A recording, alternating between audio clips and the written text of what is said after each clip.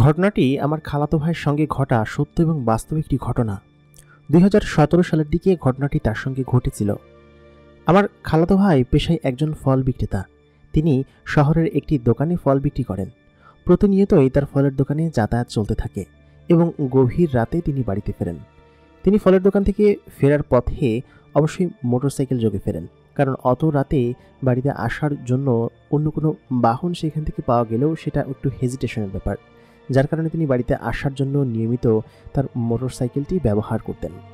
আমাদের বাড়ি থেকে তার ফলের দোকান মানে শহরটা ৭-৮ কিলোমিটার দূরেই ছিল এবং প্রত্যেক দিন সেখান থেকে যেতে আসতে সর্বোচ্চ হয়তো ১০-১৫ মিনিট বা ২০ মিনিট সময় লাগত, এর বেশি লাগার কথা না। তো যেদিন আমার চাচাতো ভাইয়ের সঙ্গে ঘটনাটি ঘটে, তার সঙ্গে যেরকমভাবে ঘটেছিল সেরকমভাবেই আপনাদেরকে আমি বর্ণনা করার চেষ্টা করছি। প্রিয় দর্শক, সবাই কেমন আছেন? স্বাগত জানাচ্ছি আজকের এপিসোডে। আজকে আমরা জানব একজন ফল বিক্রেতার জীবনের ঘটনা এবং কিভাবে সে এই ঘটনার সম্মুখীন হয়েছিল সেসব সম্পর্কে জানতে পারবেন। বরাবর মতো কণ্ঠে আরজে ইমরান আপনাদের সঙ্গে আমি আছি এবং আপনারা দেখছেন দ্য মেগাবক্স প্রাইম। আজকের ভিডিওতে অবশ্যই বেশি বেশি করে লাইক করবেন, কমেন্ট করবেন এবং সেই সাথে শেয়ার করবেন আপনার বন্ধুদের সঙ্গে। আপনাদের জীবনে যদি কোনো ঘটনা থাকে আমাদেরকে লিখে জানাতে পারেন আমাদের ইমেল অ্যাড্রেসে অথবা আমাদের ফেসবুক পেজের ঠিকানায়। তাহলে চলুন বেশি কথা বাড়াবো না, আমরা সরাসরি ঘটনায় চলে যাই। ২০১৭ সালের এপ্রিল মাস, বেশ খানিকটা গরম পড়েছে চারিদিকে। আমি ফলের দোকানটা বন্ধ করে বাড়ির দিকে রওনা দিব। রাত তখন ১টার কাছাকাছি। বেশিরভাগ দিনই এত রাত্রেবেলা আমার বাড়িতে যাতায়াত পড়ে, কারণ হচ্ছে ফল বিক্রি সাধারণত এই সময়টাতে বেশি হয়, এরপরে অনেকটা কমে যায়। এই কারণে আমি এই সময়টাতে বাড়িতে ফিরি। শহরের একটা জমজমাট প্লেসে ফলপট্টিতেই আমার ফলের দোকান। সারাদিন বেশ ভালোই বিক্রি হয়, যার কারণে সকালবেলাও দেরি করে আসি আর রাত্রেবেলাও দেরি করে যাই। মূলত ব্যবসা হয় বিকেল থেকে রাত পর্যন্ত, এই জন্য এই টাইমটাতেই বেশি থাকি। আর রাত ১২টার পরে ব্যবসা অনেকটা দমে যায়। ওই ঢাকা শহরের যাত্রীটা আসলে তখন ব্যবসা হয়। মফস্বল শহরে এই ফলের ব্যবসা করে খাচ্ছি আজকে অনেক বছর। আমার বাপদাদা ১৪ গোষ্ঠীর ব্যবসা। আমার বাপ চাচারা সকলেই ফলের ব্যবসা করে গিয়েছে এবং আমিও এটাতে অনেকটা সফলতা পেয়েছি, সেহেতু এটাতেই লেগে আছি এবং পরিবার আমিই চালাই। তো যাই হোক, দোকান বন্ধ করলাম। তখন ঘড়িতে তাকিয়ে দেখলাম প্রায় ১টা বাজে। আমার পাশের দোকানদার বললেন, কি ভাই, আজকে তাড়াতাড়ি চলে যাচ্ছেন? আমি বললাম, হ্যাঁ, একটু তাড়াতাড়ি যেতে হবে, অনেকটা গরম পড়েছে আর বাড়িতে মা অসুস্থ, মায়ের ওষুধ নিয়ে যেতে হবে, সব মিলিয়ে একটু তাড়াতাড়ি যাচ্ছি। ঠিক আছে, থাকো তাহলে। এটা বলে আমি মোটরসাইকেলটা স্টার্ট দিয়ে একটা ফার্মেসির সামনে গিয়ে দাঁড়ালাম, কারণ মায়ের জন্য কয়েকটা ওষুধ নিতে হবে। ওষুধগুলো নিয়ে মোটরসাইকেলে ঝুলিয়ে আমি বাড়ির দিকে রওনা দিলাম। আমাদের বাড়িতে যেতে একটা হাইওয়ে রাস্তা পড়ে, খুবই শুনশান এবং নীরব একটা রাস্তা। রাতের বেলায় প্রায় দিনই আমার এদিক দিয়ে যাতায়াত হয়। ডাকাতির ভয় না থাকলে অন্য কোনো ভয় আমার নেই। এই অঞ্চলে ডাকাতি হয় না বহু বছর। শুনেছি আগে হতো আমার বাপ দাদার আমলে, তবে এখন হয় না, যার কারণে এই অঞ্চল দিয়ে যাতায়াত করতে আমার তেমন কোনো ভয় লাগে না। কিন্তু সেই রাতটা ছিল আমাবস্যার অন্ধকারচ্ছন্ন এক রাত। মোটরসাইকেলের আলোয় টিমটিম করে এগিয়ে যাচ্ছিলাম। আমি যে মোটরসাইকেলটা কিনেছিলাম সেটা খুব বেশি দামি না, কারণ আমার বাড়ি এবং ফলের দোকান এই জায়গায় যাতায়াত পড়ে। কয়েকদিন ধরে মোটরসাইকেলের হেডলাইটটা বেশ কিছু জ্বালাতন করছে, মানে জলে নেভে এরকম। হয়তো সুইচের সমস্যা হয়েছে। আলো যে খুব খারাপ তা বলবো না, বেশ ভালো। আমি টিমটিম করে চালিয়ে যাচ্ছিলাম। বেশ খানিকটা গরম পড়েছে। দোকানে বসে থাকতে থাকতে এবং এই গরম বাতাস খেতে খেতে কেমন যেন একটা অদিচ্ছে ধরে গিয়েছিল। হঠাৎ করেই ঠান্ডা একটা বাতাস আমার শরীরে এসে লাগলো। মনে হচ্ছিল যে এই ঠান্ডা বাতাসের জন্যই হয়তো অনেকক্ষণ ধরে অপেক্ষা করছি। আচমকা আমি খেয়াল করলাম আমি যে জায়গা দিয়ে যাচ্ছিলাম সেই জায়গাটা কুয়াশা দিয়ে ভরে গেল। আশ্চর্য তো, এখন তো শীতের সময় না, জুন মাসের একদম তপতপে গরমের সময়। এই সময়টাতে তো এরকমভাবে কুয়াশা পড়া একদমই উচিত না, কিন্তু কুয়াশা কেন ভেসে আসছে? আমি খেয়াল করলাম রাস্তার দুই ধার থেকে কুয়াশা রাস্তার উপরে উঠে আসছে। দেখতে দেখতে কুয়াশার পারদ এত মোটা হয়ে গেল যে সামনে আমি কিছুই দেখতে পাচ্ছিলাম না। তারপর আমার হেডলাইটের আলোতে কিছুই দেখা যাচ্ছিল না। আমি মোটরসাইকেলের গতি আরও কমিয়ে দিলাম, কারণ হচ্ছে এমত অবস্থায় গেলে নির্ঘাত আমি অ্যাক্সিডেন্ট করব। আর রাস্তায় বেশ খানিকটা ভাঙাচোরা আছে। দুই পাশ থেকে এরকমভাবে কুয়াশা উঠে আসার কোনো কারণ তো বুঝলাম না। দেখে ধোঁয়া মনে হচ্ছিল না, ধোঁয়া যদি হতো তাহলে গন্ধ থাকতো এবং এতটা পানির মতো থাকতো না। কুয়াশা দেখে সত্যি আমার কেমন যেন বিস্মিত লাগলো। খানিকটা দূরে যেতেই আমি খেয়াল করলাম আমার সামনে দিয়ে সাদা রঙের একটি ঘোড়া দৌড়ে পার হয়ে গেল। আমি স্পষ্ট দেখেছি সাদা ধবধবে রঙের একটি ঘোড়া এবং তার ওপরে একজন আরোহী বসেছিল। তবে এই ঘোড়ার রাস্তার উপর দিয়ে কীভাবে গেল? সোজাসুজি না গিয়ে মাঠের ভিতর নেমে গেল। আমার কোনো কিছু মাথায় ঢুকলো না। আমি মোটরসাইকেলটা সেই কুয়াশার ভিতরেই জোরে টানতে লাগলাম। আমি বেশ খানিক ধরে মোটরসাইকেল চালাতে চালাতে প্রায় আধা ঘন্টার উপরে পার হয়ে গেল। সাধারণত এই জায়গা পাড়ি দিতে আমার 20 মিনিটের বেশি সময় লাগে না। আস্তে আস্তে গেলেও অন্ততপক্ষে 20 মিনিটের বেশি লাগবে না, আর জোরে গেলে 10-12 মিনিট। তবে আধা ঘন্টার উপরে মোটরসাইকেল চালিয়েছি। আমার মোটরসাইকেল কোনোভাবেই পথ এগোচ্ছিল না। খানিকক্ষণ বাদে সেই কুয়াশা সরে গেল। আমি সামনের দিকে এগোতে শুরু করলাম। খেয়াল করলাম আমি যে জায়গা থেকে চালানো শুরু করেছিলাম সেই রাস্তাগুলো আবার দেখতে পাচ্ছি। তাহলে আমি এতক্ষণ কোন জায়গা দিয়ে ঘুরে আসলাম সেটাই আমার মাথায় ঢুকছিল না। এবং সেই কুয়াশা, সেই ঘোড়া এবং ঘোড়ার উপর বসে থাকা একজন অশ্বারোহী, আমার তো কিছুই মাথায় ঢুকছে না। আমি আবার সজোরে গাড়ির স্পিড বাড়াতে লাগলাম। মোটরসাইকেলের কাঁটায় তখন গাড়ির স্পিড 90। আশপাশটা একদম পরিষ্কার। আমি যেতে শুরু করলাম। আচমকা আবার সেই কুয়াশা আমাকে ঘিরে ধরল। আমি কিছু বুঝতে পারছি না এসব আমার সঙ্গে কি ঘটছে। এত দ্রুত গাড়ি চালাচ্ছি, তারপর রাস্তা শেষ হচ্ছে না, আর আমি বারবার সেই একই জায়গায় ফিরে আসছি। আমি মোটরসাইকেলটা থামালাম। সামনে খেয়াল করলাম সেই ধোঁয়াময় জায়গাটা। ব্রিজ পার হয়ে যে জায়গা থেকে প্রত্যেকবার আমি ধোঁয়ার ভিতরে ঢুকে যাচ্ছিলাম। আমার মাথায় কিছু ঢুকছিল না। আমি ব্রিজের উপর দাঁড়িয়ে মোটরসাইকেলের আলোটা লম্বা আলো মারলাম। দেখলাম সামনে সত্যি ধোঁয়া, এবং সেই ধোঁয়ার মধ্যে থেকে সেই ঘোড়াটা উঠতে উঠতে চলে যাচ্ছে। আমি এর বিস্ময়ের সীমা রইল না। আমি ভাবলাম যে এদিক দিয়ে যাওয়া যাবে না, তাই করে মোটরসাইকেলটা পেছালাম। নিশ্চয়ই এখানে কোনো সমস্যা আছে। তারপর বাইপাস একটা গ্রামের রাস্তা ধরে বেশ খানিকক্ষণ মোটরসাইকেল চালিয়ে আমি আমার বাড়ির কাছে আসলাম। তার মানে বোঝা গেল ওই জায়গাটায় নিশ্চয়ই কোনো সমস্যা আছে। আমি এত বছর ধরে যাতায়াত করছি, কই এরকম তো কোনো সমস্যা হয়নি। যাই হোক, বাসায় গিয়ে আমার হাতে ওষুধটা দিয়ে ফ্রেশ হয়ে তারপর ঘুমাতে গেলাম। রাতের খাওয়া দাওয়াটাও করলাম না, কারণ আমি বেশ খানিকটা ভয় পেয়েছিলাম। আমার শরীর ঘেমে একদম একাকার হয়ে গিয়েছিল। আমি মোটরসাইকেলে চলছিলাম, তাও কেমন যেন আমার শরীর ঘেমে একদম একাকার। যাই হোক, পরের দিন আমার ঘুম ভাঙলো প্রায় 11টার দিকে। আমি 11টার মধ্যেই দোকানে পৌঁছে যাই। তবে গতকালকের এই ঘটনার পরে ঘুমাতে বেশ খানিকটা বেগ পোহাতে হয়েছে আমাকে, যার কারণে সকালবেলা আমার ছোট বোনের ডাকে ঘুম ভাঙলো। বললো যে, কি রে ভাই, তুই দোকানে যাবি না? এতক্ষণ পর্যন্ত তুই ঘুমাস না?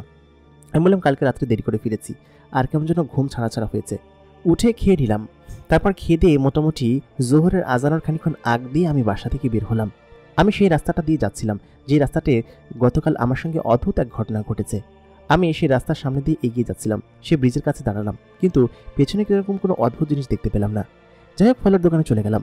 ভাবলাম আজকে আর একা যাব না, আজকে আর রফিক ভাইকে সঙ্গে নিয়ে যাব। আমার পাশের ফল দোকানদার, আমাদের বাড়ি প্রায় পাশাপাশি গ্রামে। ওর গ্রামটা হচ্ছে 1 গ্রাম আগে, আর আমারটা হচ্ছে 1 গ্রাম পরে। সে তো একসাথেই যাবো। যাই হোক, রাত 2টা পর্যন্ত দুজনে দোকান চালালাম।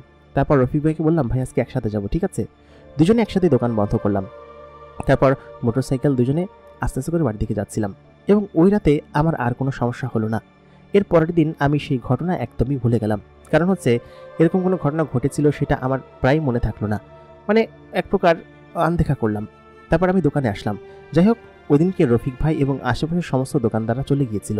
রফিক ভাই সন্ধ্যার সময় চলে গিয়েছে, আর আমার তো রফিক ভাইয়ের সাথে যাওয়ার কথা ছিল। সেহেতু আমি ভেবেছিলাম যে আজকে ওই রাস্তা ধরে না গিয়ে সেই বাইপাস রাস্তা ধরেই যাবো গ্রামের মধ্যে দিয়ে, যেহেতু এই রাস্তাটা সম্পূর্ণ শুনশান এবং যেতে বেশ খানিকটা ভয় লাগবে, যার কারণে আমি ভাবলাম যে ওরকমভাবে যাবো। আমার দোকানটা ছিল সবার দোকানের একদম শেষ মাথায়, এবং এরপরে আর কোনো দোকান নেই। গলি সম্পূর্ণ খালি, তবুও আমার দোকানের বিক্রি ছিল সব থেকে বেশি। তখন রাত 11টার পর হবে, প্রায় 12টার কাছাকাছি। ওই সময়টাতে বিক্রেতা এবং ক্রেতা উভয় দোকানে ছিল না, আর কি মার্কেটে ছিল না। আমি বসে বসে ঝিমাচ্ছিলাম। ভাবলাম একটু পরে চলে যাব, 12টা বাজলেই। আমি যখন দোকান বন্ধ করতে যাব, মানে একটু তন্দ্রা লেগে এসেছে। ঠিক তখনই আমার দোকানের সামনে একটা মেয়ে এসে দাঁড়ালো। এসে বলল কি যে, আপনার দোকানে কি অমুক ফল আছে? সে যে ফলটার কথা বলল, সেই ফলটা আমি এর আগে কোনোদিন দেখিনি বা নামও শুনিনি। তার মুখে একটা নাকাব পরা, তবে তার নীল চোখ দেখা যাচ্ছে।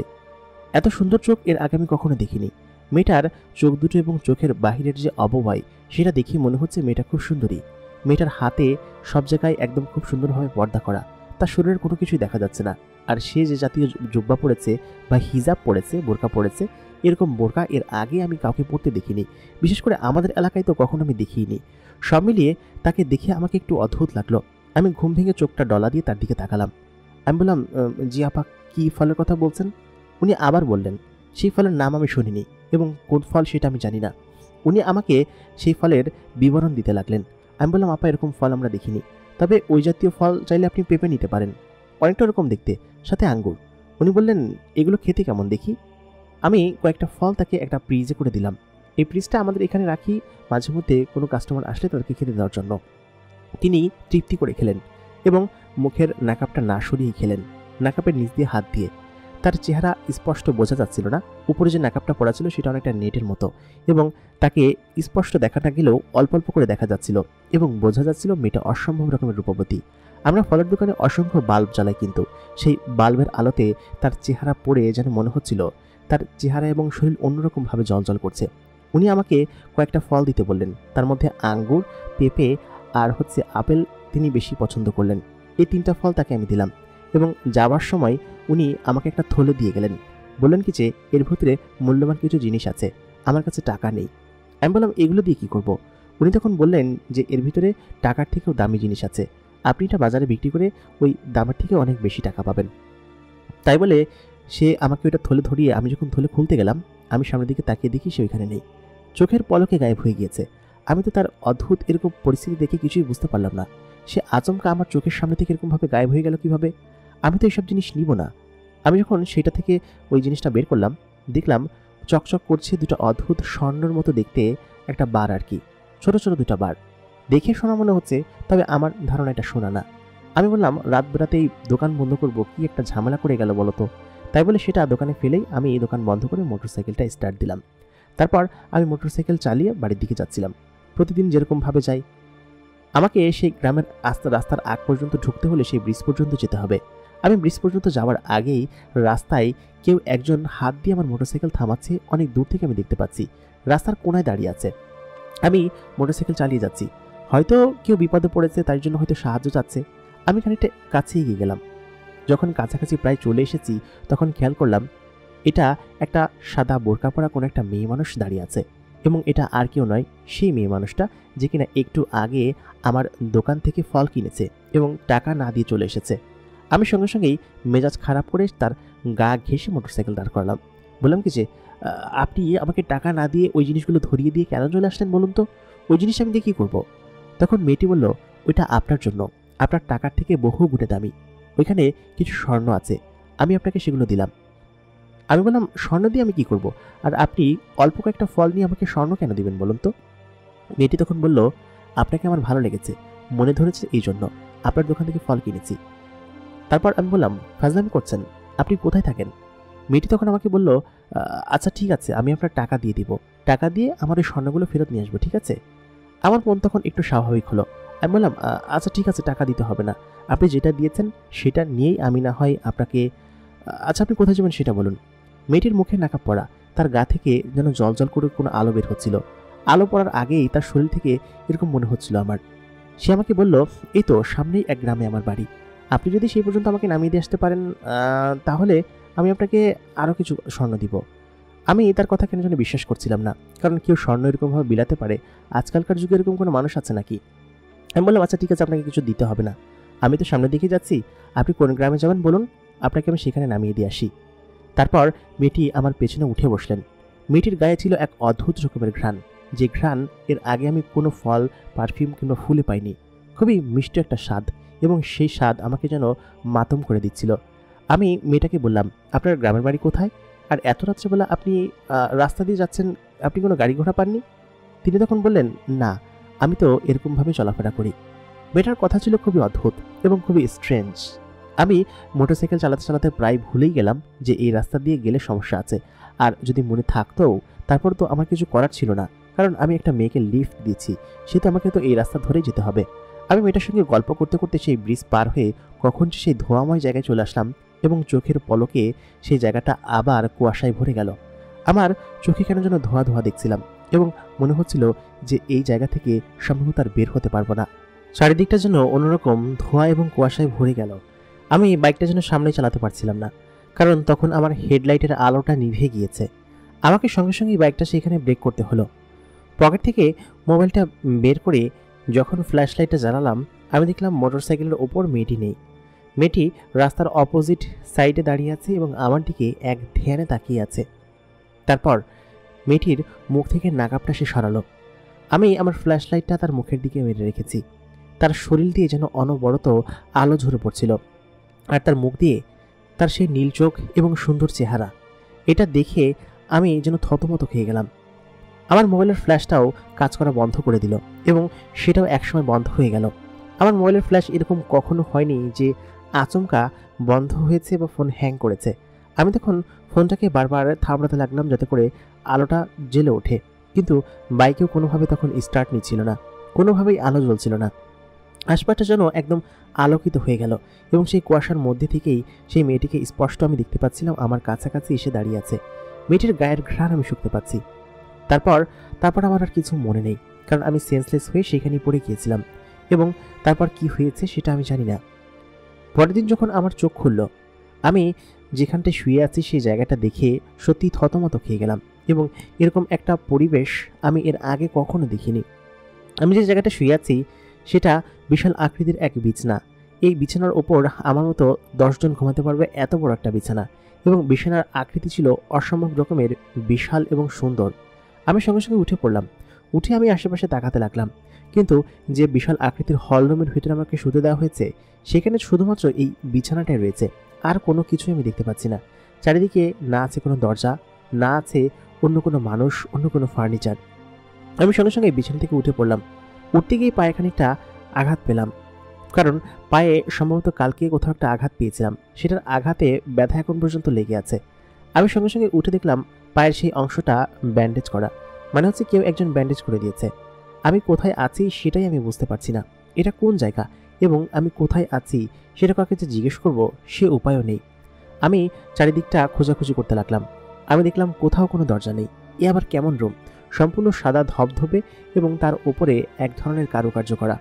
এরকম ঘরবাড়ি এবং রুম এর আগে তো আমি কখনো দেখিনি। আমি খেয়াল করলাম যে খাটটা ছিল সেই খাটটার পাশে একটা ছোট্ট আকৃতির জানালা রয়েছে। জানালাটা বন্ধ করা এবং সেটা দেখা যাচ্ছে। আমি সঙ্গে সঙ্গে দৌড়ে সেই জানালার কাছে গেলাম। জানালাটা কোনোভাবেই খুলতে পারছিলাম না। তারপর খেয়াল করলাম সেখানে একটা টান দেওয়ার মতো দড়ি রয়েছে। সেই দড়িটা টান দিতেই জানালাটা যেন খুলে বিশাল আকৃতির একটা জানালা হয়ে গেল। জানালাটা দেখতে ছোট মনে হচ্ছিল, কিন্তু যখন সেটা টান দিলাম, টান দেওয়ার সঙ্গে এত বড় হয়ে গেল। আর আমি জানালাটা খোলার পরে যেটা দেখতে পেলাম সেটা দেখার জন্য আসলে মোটেই প্রস্তুত ছিলাম না।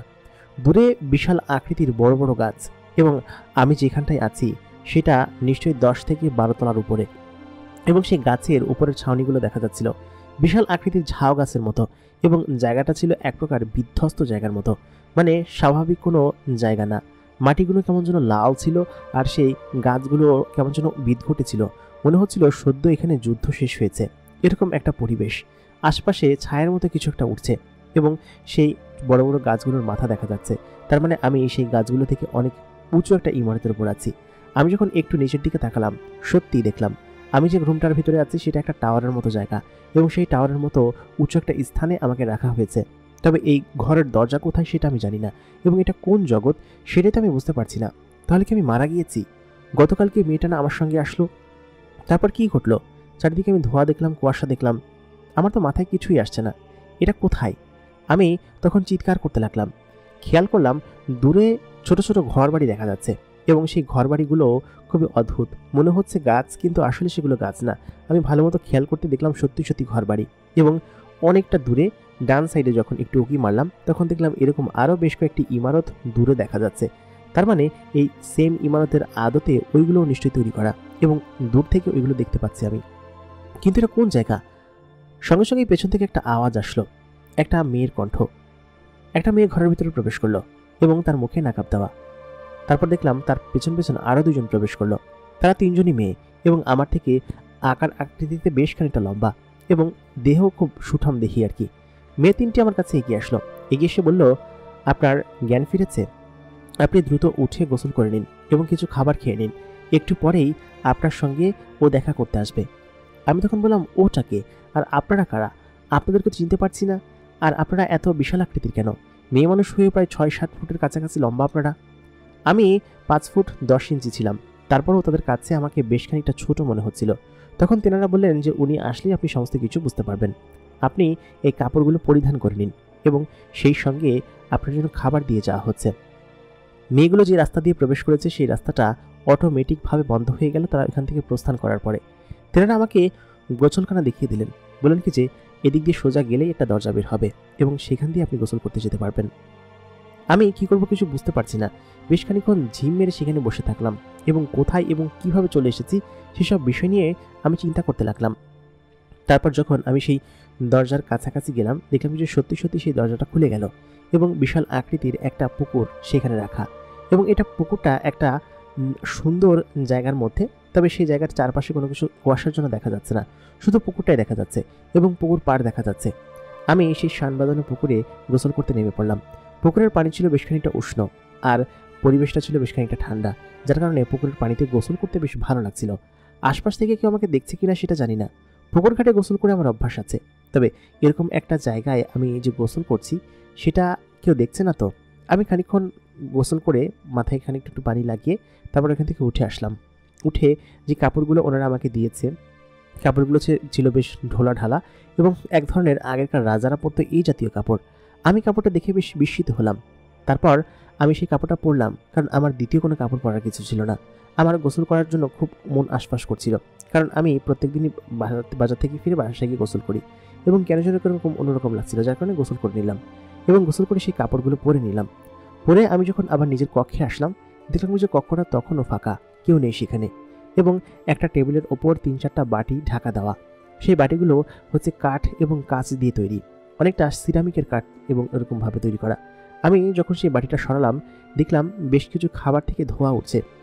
একটার ভিতরে বেশ কিছু ফল কেটে রাখা এবং আরেকটার ভিতরে বেশ কিছু মিষ্টি রয়েছে।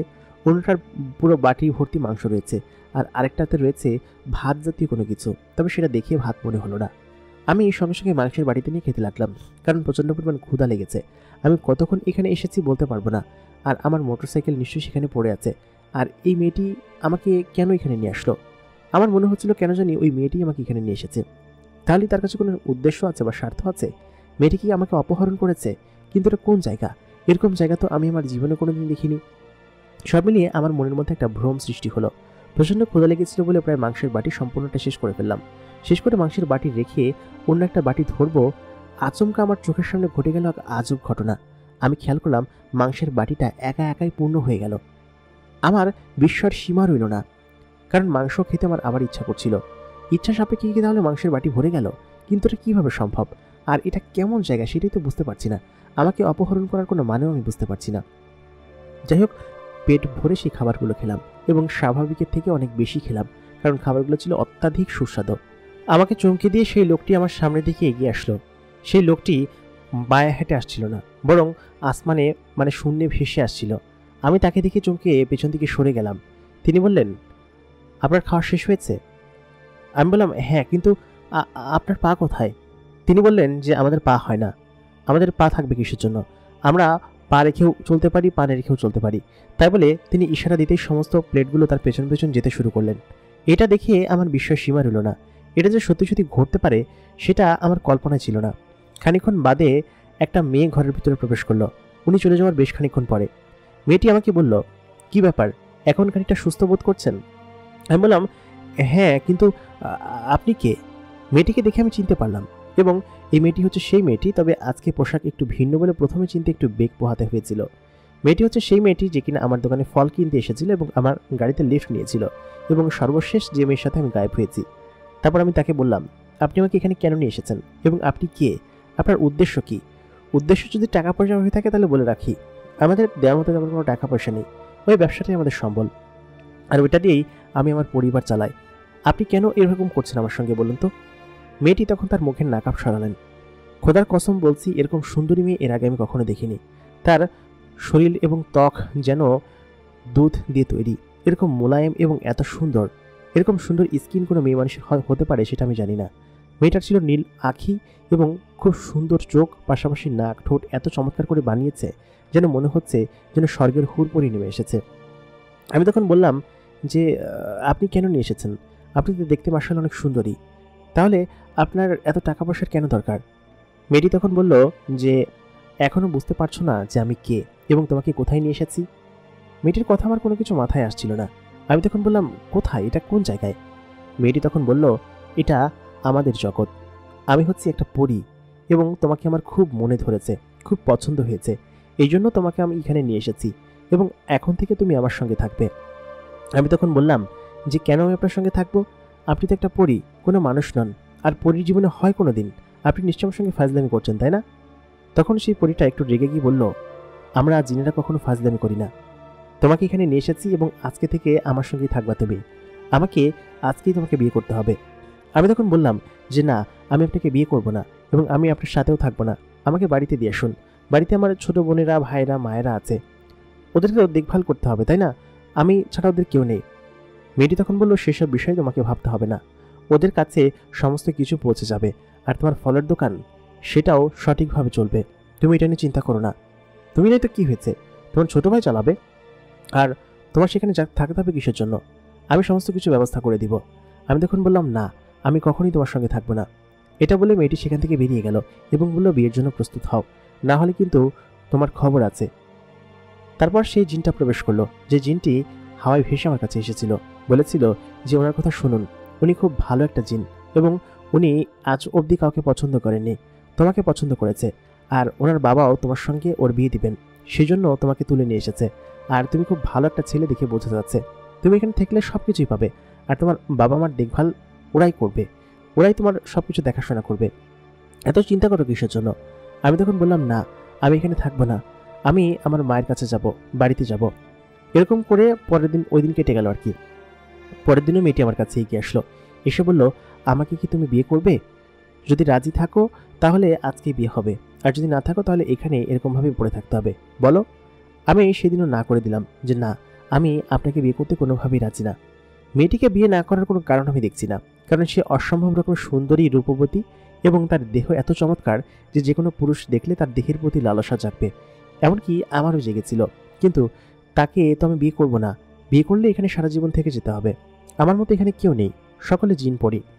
আমি কি সারা জীবন এখানে থাকবো নাকি?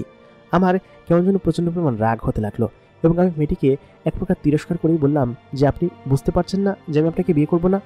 আপনি অনেক সুন্দরী সেটা আমি জানি, এবং আপনি আমাকে বিয়ে করতে চাচ্ছেন সেটাও আমি জানি। আপনি আমাকে সব কিছু দিবেন, আমার কোনো কাজ করতে হবে না, কিন্তু এই জীবন তো আমার ভালো লাগে না। আমার যে জীবন ভালো লাগে আমি সেটা করছি, আপনি আমাকে দয়া করে সেখানে দিয়ে আসুন। মেয়েটি তখন আমার কাছে এসে নলপাত করে বলতে লাগলো, দেখো, আমি তোমাকে ভালোবেসে ফেলেছি এবং তোমাকে খুব পছন্দ করি। তুমি যখন ওই দিন দিয়ে প্রত্যেকদিন যাতায়াত করো, আমি তোমাকে প্রায় দিনই দেখি, কিন্তু তোমার কাছে এগিয়ে যাই না। কিন্তু কেন যেন মনে হচ্ছিল যে আমি তোমাকে হারিয়ে ফেলবো। এই জন্য ওই দিন আমি তোমাকে নিতে গিয়েছিলাম, যেদিন তুমি প্রথম রাস্তায় ধোঁয়া দেখেছিলে। তোমার সামনে দিয়েই আমি গিয়েছিলাম, কিন্তু তুমি হয়তো আমাকে দেখোনি। তুমি আর একবার হয়তো ওদিক দিয়ে আসলে আমি তোমাকে নিয়ে আসতাম ওই দিনকেই, কিন্তু আমার যেন তর্স হয়েছিল না তোমাকে কাছে পাওয়ার, যার কারণে ওই দিন আমি তোমাকে না তুলতে পেরে পরের দিন তোমার দোকানে সরাসরি চলে যাই এবং গিয়ে ফল কেনার বাহানা করে তোমাকে রাস্তায় ডাক দেই এবং রাস্তায় তোমাকে আটকে তোমার মোটরসাইকেলে উঠি এবং তোমাকে সঙ্গে করে ওই জায়গায় ভুলিয়ে ভালিয়ে নিয়ে যাই। তারপর আমি তোমাকে এখানে নিয়ে এসেছি। দেখো, আমি তোমাকে সত্যি খুব ভালোবাসি এবং তোমাকে অনেক দিন ধরে দেখছি তুমি ওদিক দিয়ে রাত্রেবেলা যাতায়াত করো। এটা দেখে আমার তোমার প্রতি মন চলে এসেছে এবং তোমাকে খুব ভালোবেসে ফেলেছি আমি। আমাকে বিয়ে করো। আমি তখন বললাম, একদমই না, আমি আপনাকে বিয়ে করবো না। আমি জানি এটা আপনার আসল রূপ নাই। আমি আমার দাদির কাছ থেকে গল্প শুনেছি যে পরীরা নাকি তার আসল রূপ দেখায় না, নকল রূপ সেজে মানুষের কাছে আসে এবং মানুষের ধোঁকা দেওয়ার চেষ্টা করে। আমি 5 ওয়াক্ত নামাজ পড়ি এবং আল্লাহর ইবাদত করি, আমি এটা করতে পারবো না। আপনাকে বিয়ে করা তো আমার জায়েজ নেই। এই কথা বলতেই পরীটা রেগে এখান থেকে চলে গেল। বলল কি যে যতদিন পর্যন্ত রাজি হবা না ততদিন পর্যন্ত তোমার খাবার বন্ধ এবং তুমি এখানেই বন্দি থাকবা। এরকম করে প্রায় 7 দিন সময় কেটে গেল। 7 দিনই আমাকে এক ফোঁটা পানি পর্যন্ত খেতে দেওয়া হয়নি। আমি অনেক অসুস্থ হয়ে পড়েছিলাম, আমি প্রায় মরে যাবো ভাব এরকম অবস্থা। তখন ওরা আমাকে উদ্ধার করে বলল কি যে কি বিয়ে করবে, যদি বিয়ে করো তাহলে পানি দিব, আর যদি না করো তাহলে তুমি মারা যাবে। এর মাঝখানে অবশ্য কয়েকটা ফল দিয়ে গিয়েছিল খাওয়ার জন্য, ওই ফল খেয়েই আমি জীবন ধারণ করেছিলাম। ফলের রস এগুলো খেয়েছিলাম, কিন্তু পানি যে দেয়নি এই জন্য প্রচণ্ড পরিমাণ পানি পিপাসা লেগেছিল। এর মধ্যে থেকে একজন দাসী এবং জিন খুব ভালো, তেনারাই মূলত এই কাজটা করেছিলেন তাদের অগোচরে এবং বলেছিলেন যে আপনি রাজি হয়ে যান, এছাড়া কোনো উপায় নেই। এইখানে যারা আসে তারা ফেরত যায় না। পরীটি আপনাকে পছন্দ করেছে, তার মানে আপনাকে সারা জীবন খুব ভালোবাসবে। এরকম ভাগ্যবান যদি আমি হতাম তাহলে হয়তো আমি বিয়ে করে ফেলতাম। এই সমস্ত কথা মাথায় রেখে আমি সেদিন রাজি হয়ে গেলাম। তারপর ওরা আমাকে খুব করে খেতে দিল, আমি সব কিছু খেলাম এবং খেয়ে দিয়ে খানিকটা সুস্থ হলাম এবং 3 দিন পরে আমার সমস্ত স্বাস্থ্য ফিরে আসলো আবার এবং আমি খানিকটা স্বাভাবিক হলাম। আমি এক প্রকার জোর জবরদস্তি করেই সেই বিয়েতে রাজি হলাম, কারণ মেয়েটার সঙ্গে বিয়ে করা ছাড়া আমার আর কোনো উপায় ছিল না। আর সে যেহেতু একটা পরী মেয়ে ছিল, সেহেতু তাকে বিয়ে করলে হয়তো আমার কোনো ক্ষতি হতো না, বা অন্য কোনো কিছু হতো না, কিন্তু আমার কেন যেন তাকে ভালো লাগছিল না। যাই হোক, সেই রাতে আমার ওর সঙ্গে বিয়ে হলো কয়েকজন উপস্থিতিতে, এবং সেখানে বেশ কয়েকজন জিন ছিল। বেশিরভাগ জিনেরাই আকাশে ওড়ে এবং তারা এক প্রকার অন্যরকম মানুষের অববাই বেশ সেজে আমার কাছে এসেছিল। তারপর তারা যখন সকলে চলে গেল, আমাকে এবং সেই মেয়েটিকে বাসর ঘরে ঢোকানো হলো। আমি যে রুমে ছিলাম সেই রুমটাতে নয়, অন্য একটা রুম। রুমটা খুব সুন্দরভাবে ফুল দিয়ে সাজানো এবং সেখানের একটা অদ্ভুত রকমের বিছানা, যে বিছানায় আমি এবং সে ঘুমাতে গেলাম আর কি, আমাদের দুজনের বিছানা। মেয়েটি আমার কাছাকাছি লম্বা ছিল এবং ওই খাটটাও ছিল বিশাল আকৃতির। মেয়েটি যখন ওইখানে বসেছিল, আমি তখন তাকে বললাম যে, আপনি কেন করলেন এটা? আমি তো আপনাকে পছন্দ করি না। মেয়েটি তখন বলল, আমি তো আপনাকে ভালোবাসি এবং আমি আপনাকে ভালোবেসে যাব সারা জীবন, এবং আমার কাছে খুব যত্নে আদর করে রাখবো। আপনি আমার কাছ থেকে কোথাও যেতে পারবেন না, ঠিক আছে? খুব ভালোবাসবো আপনাকে। এ কথা বলতেই মেয়েটি আমার হাত ধরলো, ধরে বলল, আপনি আমাকে একটু আদর করেন, আপনার আদর পেতে আমার ইচ্ছে করছে। কেন জানি না সে রাতে মেয়েটির রূপ যৌবন দেখে আমি তার প্রতি যেন ফিসলে গেলাম এবং তার সঙ্গে শারীরিক সম্পর্কে লিপ্ত হলাম। এটা অনেকটা হয়তো পুরুষত্ব বোধ থেকেই, এবং যেহেতু আমাদের বিয়ে হয়ে গিয়েছে সেহেতু এটা করা ছাড়া আমার কোনো উপায় ছিল না। এবং মেয়েটির সত্যি কথা, আমি খোদার কসম দিয়ে বলছি, এত সুন্দর যে তার থেকে কেউ কোনো পুরুষ বিমুখ হতে পারবে না। কিন্তু তাকে জন্য কেন আমার ভালো লাগতো না, শুধুমাত্র সে পরি বলে।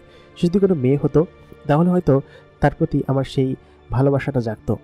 কিন্তু এক প্রকার আমার এরকমভাবে তার সঙ্গে দিন কাটছিল, তার সঙ্গে আমার সংসার চলছিল। আমি প্রায় ওই বিল্ডিংয়েই থাকতাম, ওই বিল্ডিং থেকে আমাকে বের হতে দিত না, বলতো কিছু তোমাকে এখানেই থাকতে হবে। একটা আটকা জীবন তখন কেমন লাগে? আপনাকে ধরুন জেলখানার ভিতরে রাখা হলো, সেখানে নিয়মিত 3 বেলা খাবার দেওয়া হচ্ছে, আপনার সঙ্গে সকলে কথা বলছে, গল্পগুজব করা হচ্ছে।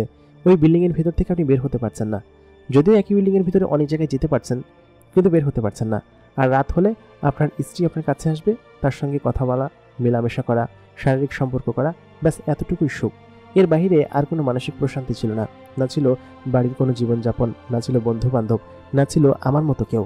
সব মিলিয়ে সমস্ত পরিবেশ কেমন যেন অন্যরকম ছিল। বইটার সঙ্গে শারীরিক সম্পর্ক করতেই শুধুমাত্র আমার ভালো লাগতো, তাছাড়া অন্য আর কোনো কিছুই আমার ভালো লাগতো না। এবং শুধুমাত্র ওই কারণটার জন্য আমি অপেক্ষা করে থাকতাম রাত পর্যন্ত, আর দিনের বেলা সারাদিন একা একা উদাস হয়ে বসে থাকতাম। একদিন আমি পরিমেয়েটাকে বললাম, আমার বাড়ির কথা খুব মনে পড়ছে, আমাকে একটু বাড়ি থেকে ঘুরে নিয়ে আসবে, আমি চলে আসবো তোমার সঙ্গে আবার। মেয়েটি বলল, না, এখান থেকে কোনোভাবে বের হওয়া যাবে না, আর এই বাড়ির বাইরে তো একদমই না, এই পুরো বিল্ডিংয়ের বাইরে তোমার বের হওয়া নিষেধ। তুমি শুধুমাত্র আমার সঙ্গে থাকবে, এবং আমি যদি তোমাকে কোথাও নিয়ে যাই তাহলে তুমি আমার সঙ্গে যাবে। এরকম করে প্রায় 3 মাস সময় সেখানে কেটে গেল, এবং 3 মাসের মধ্যে ও আমাকে এই বিল্ডিংয়ের মধ্যে থেকে একদম বের হতে দিল না।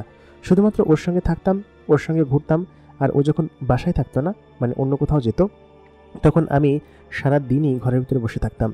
মাঝে মধ্যে একজন জিন আসতো, ওদের সাথে গল্প করতাম, গল্পগুজব করে ওরা আমার এলাকার সম্পর্কে শুনতাম, কী করতাম সেসব সম্পর্কে শুনতো, এবং এইসব বিষয়ে আমার সঙ্গে আলোচনা করতো। এগুলো করেই দিন কাটতো আমার। একদিন সন্ধ্যার দিকে ও আমাকে বলল, আগামীকাল আমাদের ওইখানে একটা অনুষ্ঠান আছে, তোমাকে কিন্তু যেতে হবে আমার সঙ্গে, আর আমার বাইরে কিন্তু অন্য কারোর সঙ্গে কথা বলবো না, ঠিক আছে? যদি কেউ কোনো কিছু জিজ্ঞেস করে তাহলে বলবে তুমি অমুকের জামাই, এবং অমুকের সঙ্গে এসেছো, অমুক তোমাকে কথা বলতে নিষেধ করেছে। মানুষ দেখলে অনেকে তোমার কাছে এগিয়ে আসবে কথা বলার জন্য, কিন্তু তুমি কারোর সঙ্গে কথা বলবো না, ঠিক আছে? আর সবসময় আমার সঙ্গে থাকবা, কথা বলবো কখন? তারপর আমি ঘুমিয়ে পড়লাম ওই দিন রাতে, এবং ও এক প্রকার জোর করেই আমার সঙ্গে মিলিত হলো। পরের দিন সকালবেলা ঘুম থেকে উঠে আমাকে বলল, এই জামা কাপড়গুলো পরে রেডি হয়ে নাও। তারপর আমি তার সঙ্গে সেই জামা কাপড়গুলো পরে তার সাথে করে উড়ে একটা জায়গায় গেলাম। এখানের একটা সুবিধা ছিল কি, মানুষের জগৎ থেকে অলৌকিক সব জিনিসপাতি আছে, খাবার দাবারের কোনো কমতি নেই, যা মন চায় তাই খাওয়া যায়, যেভাবে ইচ্ছা সেভাবে চলাফেরা যায়। কিন্তু এই গণ্ডির ভিতরে আকাশে ওড়া যায়, আকাশে ওড়ার ফিল পাওয়া যায়, বিভিন্ন অলৌকিক সব জিনেদের সঙ্গে কথা বলা যায়, তাদের গল্প শোনা যায়, এবং এই গল্প শুনেই মূলত আমার দিন কাটতো। তো আমি যখন সেই অনুষ্ঠানে গেলাম, সেই অনুষ্ঠানটা ছিল একটা বিয়ের অনুষ্ঠান, ওদের জিনেরই একটা বিয়ের অনুষ্ঠান, এবং সম্পূর্ণ আলাদা রকমের অনুষ্ঠান। আমাদের এখানে যেরকম অনুষ্ঠান হয় ওরকমটা না, কোনো ট্রেডিশনাল ওয়ের বিয়ে না।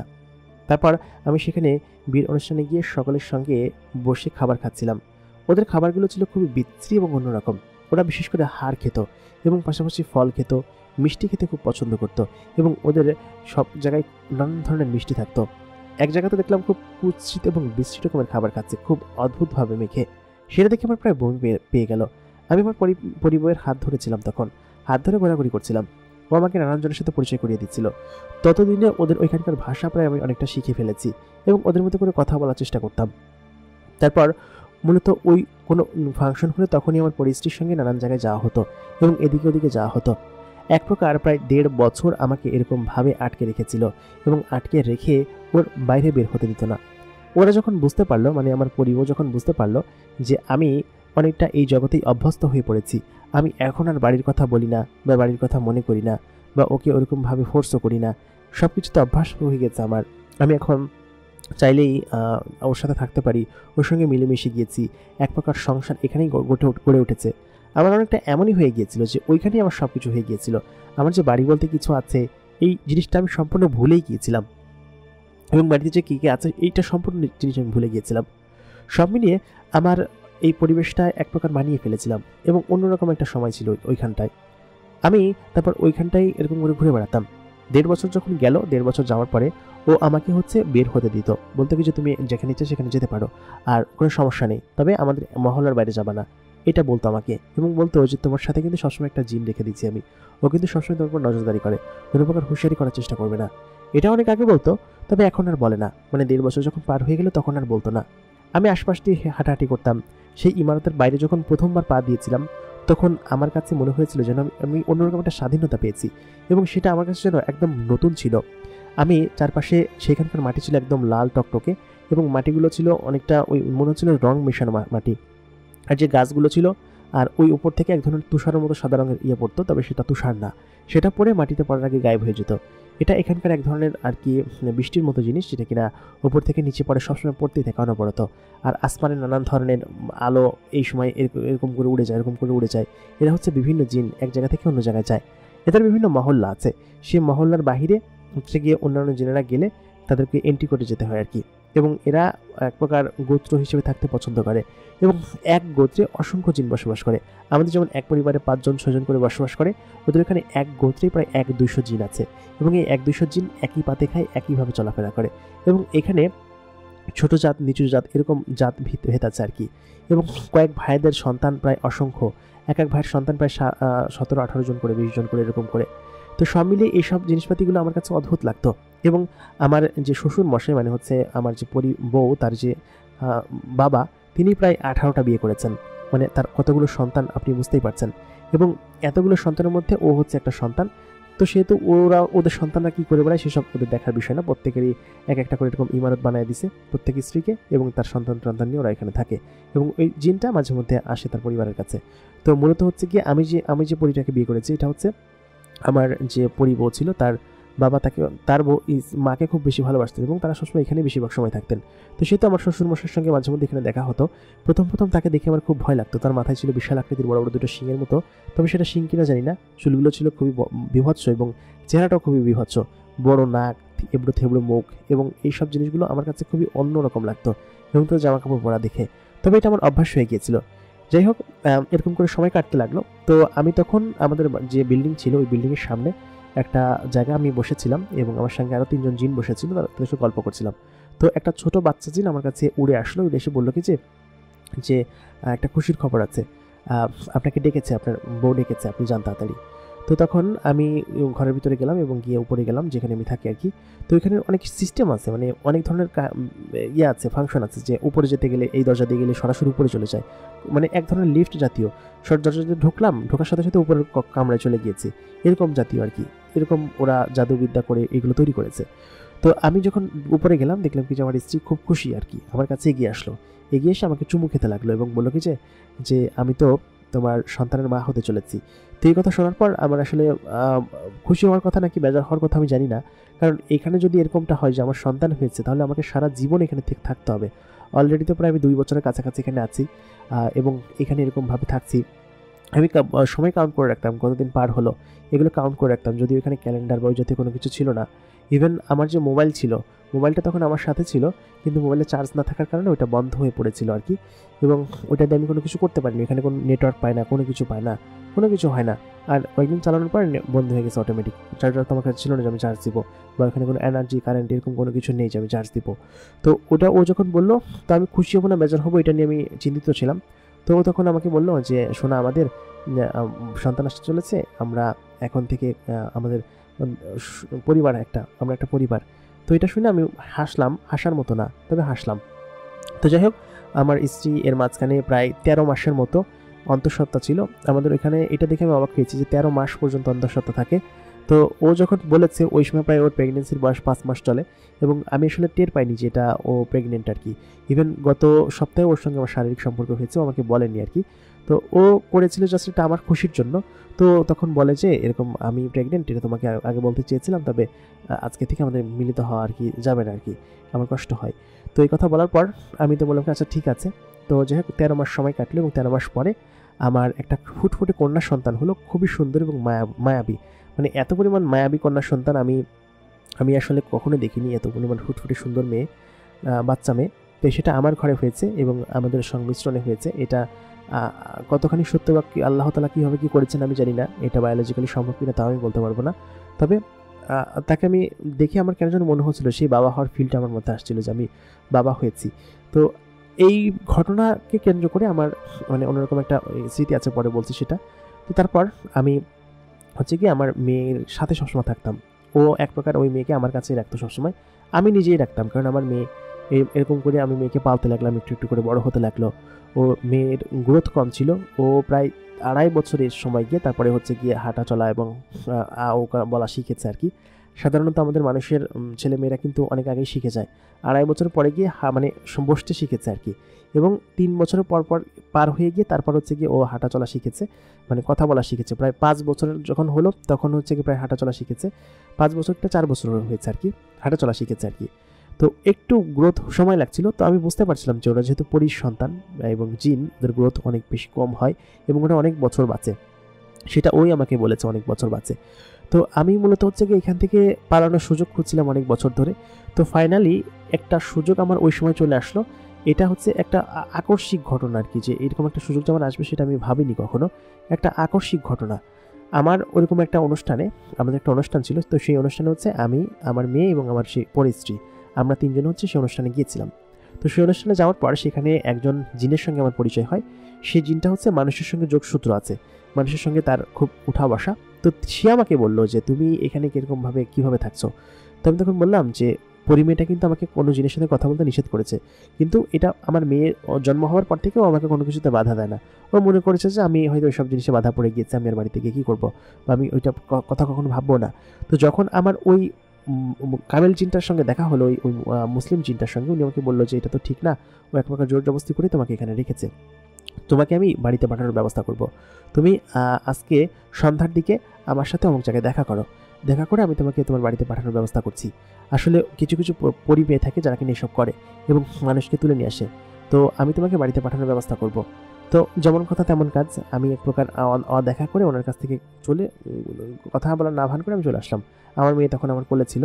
আমার মেয়ে তখন আমাকে আব্বা বলে ডাকতে পারে। আমি ওকে শিখিয়েছি যে আব্বা কীভাবে বলতে হয়। ওদের ওখানে আব্বা বলে না আর কি, ওদের ভাষাতে। তো আমি আমার ভাষাতে আব্বা বলা শিখেছি। আমার মেয়ে সবসময় আমার কাছে থাকতো এবং আমাকে খুব আদর করতে ভালোবাসতো। তো তারপর আমি হচ্ছে গিয়ে ওই দিন বিকেলে আমার মেয়ের সমেত, আমি কিন্তু এখানে আমার মেয়েকে আমি খুব ভালোবাসতাম, আমার মেয়ের সমেত আমি ওইখানে যাই। যাওয়ার পরে হচ্ছে গিয়ে ওই আমার জিনটা বলে কি তুমি ওকে নিয়ে আসছো কিসের জন্য, ও তো একটা জিনের বাচ্চা, ও তো মানুষের দুনিয়ায় গিয়ে থাকতে পারবে না, ওকে তুমি দিয়ে আসো। আমি তখন বললাম যে আমি যদি যাই তাহলে ওকে নিয়ে যাবো, আর না গেলে আমি একা যাবো না। তো তখন উনি অনেক করলেন আচ্ছা ঠিক আছে। তো তারপর উনি হচ্ছে আমাকে বললেন কি যে এই দোয়াটা পড়ো এবং আমার হাত ধরে চোখ বন্ধ করো। তো আমার মেয়ে তখন আও বলা শিখছে বা আব্বা বলা শিখছে, টুকটাক শব্দ বলতে পারে। তো তারপর আমি হচ্ছে কি আমার চোখ বন্ধ করলাম এবং চোখ বন্ধ করার পর আমি নিজেকে আবিষ্কার করলাম আমার যে রাস্তাটা আছে, আমাদের বাড়ির যে রাস্তাটা, সেই বাড়ির রাস্তার সামনে। তো আচমকা এত দ্রুত এখান থেকে এখানে চলে আসলাম, জিনেদের দ্বারা আসলে সবই সম্ভব। উনি তখন বললেন যে এই তাবিজটা তুমি তোমার হাতে পড়ো, এটা পড়লে তোমাকে আর কেউ কিছু করতে পারবে না এবং তুমি সবসময় নিরাপদে থাকবা, ঠিক আছে। তো তারপর আমি ওই তাবিজটা আমার হাতে পরে নিলাম এবং ওইটা পরে আমি বাড়ি গেলাম। আমি দেখি আমার উঠানে আমার যে আম্মা ছিল তিনি বসে আছেন, আমার আব্বা তিনি অসুস্থ ছিল তখনও। তো এই এখনও যে আব্বা বেঁচে আছেন সেটা আমার একটা বিস্ময়ের ব্যাপার। তো আব্বা দেখলাম বারান্দায় শুয়ে আছে আর কি। তো আব্বা অনেক বৃদ্ধ হয়ে গিয়েছিল, অসুস্থ ছিল, তো উনি সুস্থ আছেন এখন, এটা দেখে আমার খুব ভালো লাগলো। এবং আমার ছোটো ভাই ও এখানে বসে আছে, সবাই আর কি। তো আমাকে আচমকা দেখে ওরা অবাক হয়ে গেল এবং আমার কোলে একটা সন্তান আর কি। এটা দেখে সত্যি ওরা মাথা হেঁটে গেছে, ওরা পাগল হয়ে গেছে, কান্নাকাটি লেগে গেছে পুরো বাড়ির ভিতরে এক প্রকার। বলছে তুই কোথায় গেছিলি, তুই সেই যে গেলি আর কোনোদিন ফিরত শেষ নেই, তোর মোটরসাইকেল রাস্তার উপর পাওয়া গেছে এবং তারপরে তোকে কোথাও খুঁজে পাওয়া যায় না, সারা বাংলাদেশ অন্যতম করে খুঁজে ফেলা হয়েছে। তো তখন আমি সকলকে সকল ঘটনা খুলে বললাম যে এরকম একটা পরী আমাকে তুলে নিয়ে গেছিলো এবং ওইখানে আমার বিয়ে হয়েছিল এবং আমি ওখান থেকে চলে আসছি, আমার একটা সন্তানও আছে, এই হচ্ছে সেই সন্তান। তো তখন ওরা বলতেছিল কই সন্তান? তো আমি বললাম এই যে আমার কোলে। তো তখন আমি বললাম আম্মু দেখো ওদের সাথে কথা বলো তো।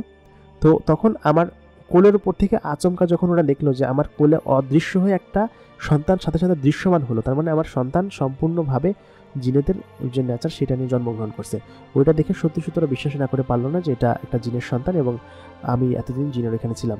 তো ওরা তখন ওই মেয়েটা তখন নিচে নামলো, নিচে নেমে আমার মায়ের কাছে গেল। আমার মা ভয় পাচ্ছিল ওকে দেখে, কারণ এক অদৃশ্যের সাথে সাথে দৃশ্যমান হলো এবং ওর গায়ে থেকে একবার অদৃশ্য হচ্ছিল, একবার দৃশ্যমান হচ্ছিল, মানে পুরোপুরি অদৃশ্য হচ্ছিল না, পুরোপুরি বা দৃশ্যমান হচ্ছিল না।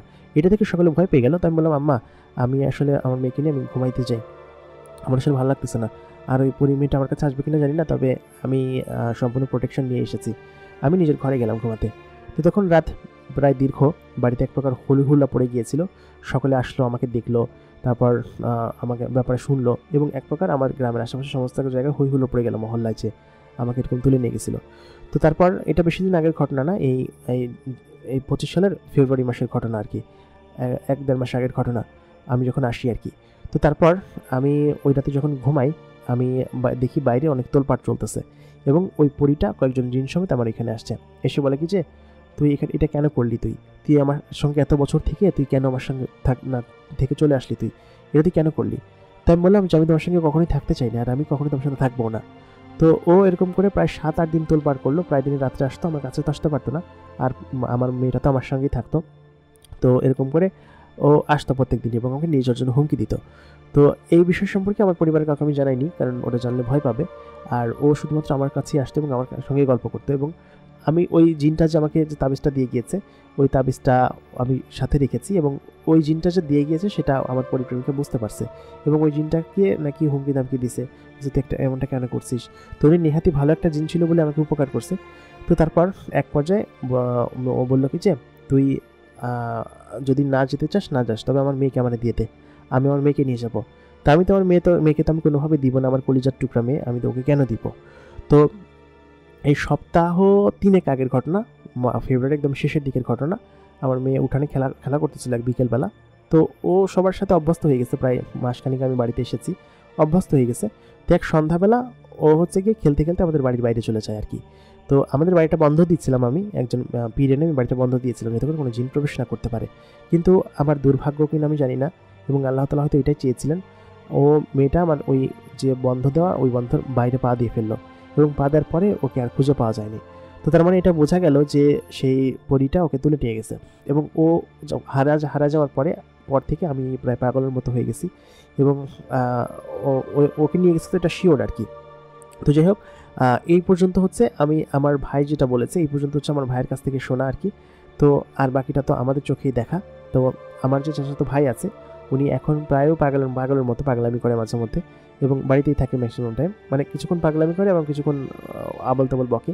তো উনি প্রায় এরকম ধরে চলতেছে কিছু মাস, এবং এই গত কয়েক মাস ধরে, কয়েক মাস বলতে ওই মেয়েটা চলে যাওয়ার পর থেকে আর কি উনি এরকম পাগলামি শুরু করছে আর কি। ওনাকে অনেক পীর ফকির দেখানো হয়েছে কিন্তু অতটা স্বাভাবিক হয় না, তবে সুস্থ করার চলতেছে আর কি। তো গ্রামবাসীর অনেকেই বলতেছে যে না এটা শুধু পাগলামি, ও এত বছর অন্য কোথাও ছিল হয়তো। তো এটা ওই ছোটো মেয়েটাকে যারা দেখছে তারা তো জানে, আমাদের মহল্লার অনেকেই দেখছে ওকে অদৃশ্য হতে বা দৃশ্যমান হতে। তো আমরা তো দেখছি ছোটো মেয়েটাকে, খুবই সুন্দর, এবং ও যে একটা পরি সেটা আসলে অবিশ্বাস করার কিছু নেই। তো সব মিলিয়ে এই ছিল হচ্ছে গিয়ে আমার ওই চাচাতো ভাইয়ের ঘটনা, যে কিনা এখন চিকিৎসাধীন অবস্থায় আছেন। সবাই এর জন্য দোয়া করবেন যেন ও আসলে সুস্থ হতে পারে, এবং শুধু দোয়াটুকুই আপনাদের কাছে চেয়েছে। প্রিয় দর্শক, আমাদের আজকের ঘটনাটি আপনাদের কাছে কেমন লাগলো কমেন্ট করে জানাতে ভুলবেন না। আমরা ভাইটির জন্য দোয়া করি তিনি যেন সুস্থ হয়ে যান এবং এরকম ঘটনা যেন আর কারোর সঙ্গে না ঘটে, যেরকমটা ওর সঙ্গে ঘটেছে এরকমটা যেন কারোর সঙ্গে না ঘটে, এবং সকলের জন্য দোয়া করবেন। আমি নিজেও দোয়া করি। আপনাদের কাছে যদি এই ঘটনাটা ভালো লাগে অবশ্যই কমেন্ট করবেন, বেশি বেশি করে কমেন্ট করবেন। আমি আপনাদের কাছে একটা রিকোয়েস্ট করি, আপনাদের জন্য এত কষ্ট করে আমি ভিডিও বানাই, এত কষ্ট করে ভিডিও আপনাদের জন্য পাবলিশ করি, আপনারা জাস্ট কমেন্ট করবেন কয়েকটা, সেটা পারেন না। বেশি বেশি করে কমেন্ট করুন। এই ভিডিওতে 100-150-200 কমেন্ট করুন, একজনে 5-10টা করে করুন, সমস্যা কি, এঙ্গেজমেন্ট বাড়াতে সাহায্য করুন। আপনাদের কারো কাছে যদি আপনাদের জীবনের ঘটনা থাকে আমাদেরকে লিখে জানাতে পারেন, আমাদের ইমেল অ্যাড্রেস ভিডিও ডেসক্রিপশনে পেয়ে যাবেন। এতক্ষণ কন্ঠে আমি আর যে ইমরান আপনাদের সঙ্গে ছিলাম, আর আপনারা দেখছেন দ্য মেগাবক্স প্রাইম। ধন্যবাদ সবাইকে।